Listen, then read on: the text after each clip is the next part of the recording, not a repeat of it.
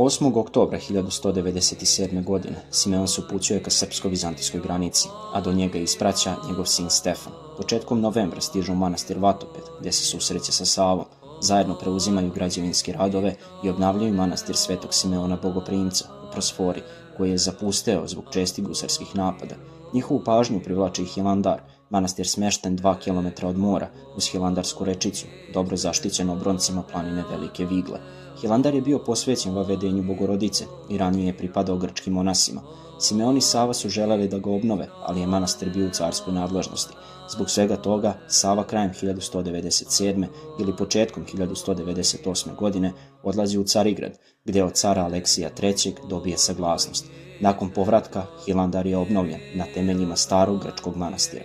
Sredinom 1198. godine stavljen je pod upravu Simeona i Save i darovan posedima u Srbiji. Ako vam se svidio ovaj video, zapratite kanal za još priča iz istorije.